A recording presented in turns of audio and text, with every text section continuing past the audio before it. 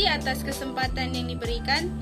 Perkenalkan, nama saya Octaviona Talita Gloria Saiyang dengan NIM 2014201037 dari kelas A1 Keperawatan semester 4, Fakultas Keperawatan dengan program studi ilmu keperawatan dari Universitas Pembangunan Indonesia. Tujuan pembuatan video saat ini adalah untuk memenuhi tugas ujian akhir semester dari mata kuliah Keperawatan HIV/AIDS dengan dosen pengampu Nurse Engri Nindi Escape MKes. Pada video kali ini, saya akan membahas tentang langkah-langkah pencegahan HIV/AIDS. Yuk kita bahas. Sebelum kita masuk ke langkah-langkah pencegahan HIV/AIDS, kita harus tahu dulu apa sih itu HIV/AIDS. HIV/AIDS adalah penyakit menular seksual yang dapat menyerang siapa saja di segala kalangan usia. Sampai saat ini, upaya mencegah penularan HIV dan AIDS masih menjadi salah satu isu kesehatan utama di seluruh dunia. Maka dari itu, penting juga bagi kita untuk mengetahui cara pencegahan HIV dan AIDS yang efektif. Sekarang kita masuk ke langkah-langkah pencegahan HIV/AIDS. Upaya pencegahan HIV dan AIDS tidaklah semata-mata untuk melindungi diri sendiri. Mencegah penularan infeksi akan turut melindungi keluarga dan kerabat dekat serta membantu menekan risiko meluasnya wabah penyebaran penyakit di lingkungan sekitar. Yang pertama, waspada akan setiap jalur penularannya. Bentuk pencegahan HIV/AIDS yang paling utama adalah dengan mengetahui cara penularan HIV/AIDS. Sayangnya, ada banyak mitos dan teori tentang penyebaran penyakit ini yang ternyata salah kaprah. Aktivitas seks berisiko seperti hubungan seks vaginal, seks oral atau seks anal tanpa kondom adalah jalur penularan HIV/AIDS yang paling umum. Namun, kita bisa saja tertular penyakit ini dari hal-hal lain yang tidak pernah diduga sebelumnya. HIV dapat pula ditularkan melalui kontak darah dengan darah dan kontak langsung antara selaput lendir, maupun luka yang terbuka dengan cairan tubuh seperti darah, ASI, air mani atau cairan vagina yang terinfeksi, misalnya mulut, hidung, vagina, rektum, dan bukaan penis. Pada intinya, penularan penyakit HIV disebabkan karena adanya pertukaran cairan tubuh antara orang yang terinfeksi dengan orang yang sehat. Yang kedua, hindari kontak langsung dengan cairan yang terinfeksi HIV. Menghindari serta mewaspadai berbagai cara penularan HIV ini dapat menjadi langkah pencegahan HIV yang pertama kali harus dilakukan. Dalam mengupayakan tindak pencegahan HIV dan AIDS, sebaiknya kita menghindari kontak dengan cairan yang meliputi sperma dan cairan praejakulasi, cairan vagina, lendir rektal, ASI, cairan ketuban, cairan cerebrospinal, dan cairan sinovial biasanya hanya terekspos jika kita bekerja di bidang medis. Untuk pencegahan HIV, lebih baik hindarilah menyentuh darah atau cairan tubuh milik orang lain jika memungkinkan. Yang ketiga, gunakan pre-expose prophylaxis (PrEP) untuk mencegah HIV yang tidak disengaja.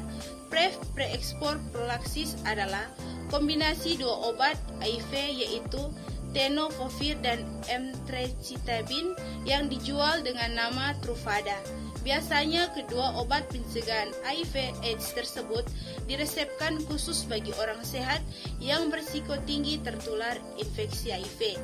Misalnya karena kita memiliki pasangan yang terdiagnosis positif HIV/AIDS. 4. Mewaspadai gejala untuk pencegahan HIV. Upaya pencegahan HIV/AIDS selanjutnya yang bisa dilakukan adalah dengan mengenali gejala HIV atau tanda-tanda penyakit yang muncul. Karena sering ditulis sebagai suatu kesatuan seperti HIV/AIDS, banyak orang menganggap keduanya sama. Padahal HIV dan AIDS adalah kondisi yang berbeda. HIV atau Human Immunodeficiency Virus adalah virus yang menyerang sistem kekebalan tubuh. Sementara AIDS adalah singkatan dari Acquired Immunodeficiency Syndrome. AIDS bisa dikatakan sebagai tahap akhir dari infeksi HIV kronis.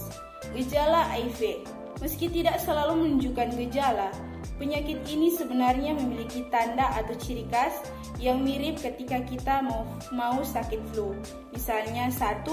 Badan pegal-pegal, 2. Demam, 3. Badan lemas dan tidak bertenaga, 4. Sakit tenggorokan, 5. Adanya luka di sekitar mulut yang mirip sariawan, 6. Ruam, kemerahan di kulit tapi tidak terasa gatal, 7. Diare, 8. Kelenjar getah bening bengkak, 9. Sering keringatan terutama di malam hari. Gejala AIDS. Sejumlah gejala awal AIDS yang biasanya muncul diantaranya: yang pertama, sariawan atau muncul lapisan putih tebal di rongga mulut akibat infeksi jamur. Kedua, berat badan menurun drastis tanpa sebab yang jelas. Ketiga, gampang memar. Keempat, sering sakit kepala. Kelima, merasa sangat lelah dan tidak bertenaga. Keenam, batuk kering kronis.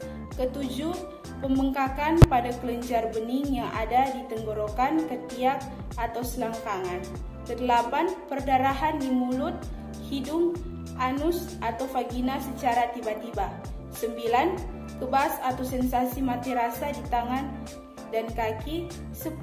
Sulit mengendalikan refleks otot. 11. Mengalami kelumpuhan. Kelima, hindari alkohol dan obat-obatan terlarang. Konsumsi alkohol dan obat-obatan terlarang lebih berperan penting dalam penularan HIV daripada penggunaan obat melalui suntikan. Alasannya, karena kedua zat adiktif tersebut dapat mempengaruhi fungsi kognitif dalam membuat keputusan. Hal ini memungkinkan seseorang untuk melakukan tindakan-tindakan yang berisiko di luar kontrol diri. Contohnya, seperti melakukan seks tanpa kondom dengan orang yang terinfeksi atau berbagai obat dan alat suntik dengan orang yang memiliki HIV. 6. Jangan pernah berbagi jarum atau alat suntik.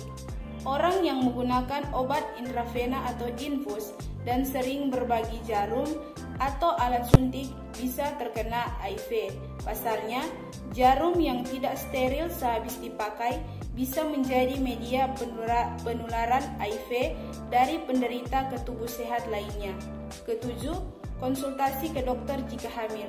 Upaya pencegahan HIV ini juga berlaku bagi petugas kesehatan yang dalam kesehariannya menggunakan jarum suntik dan terpapar darah, sebab tidak sengaja tertusuk jarum suntik bekas pasien dengan HIV atau terpapar darah pasien dengan HIV pada area tubuh sendiri yang mengalami luka juga dapat memungkinkan infeksi terjadi. Sebelum saya mengakhiri video saya pada saat ini, bahwa bagi adik-adik dan teman-teman yang telah lulus dan ingin melanjutkan studi ke perguruan tinggi, saya punya rekomendasi kampus loh, yaitu Universitas Pembangunan Indonesia Manado. Mengapa sih harus Universitas Pembangunan Indonesia Manado? Karena Universitas Pembangunan Indonesia Manado atau UNPI adalah universitas yang memiliki 6 fakultas dan 8 program studi, salah satunya Fakultas Keperawatan yang telah terakreditasi B dan telah menghasilkan lulusan-lulusan sarjana keperawatan yang terbaik. Mari bergabung bersama kami di Universitas Pembangunan Indonesia Manado. Kita jadikan Universitas Pembangunan Indonesia Manado menjadi kampus, menjadi universitas yang lebih maju dan lebih unggul ke depannya.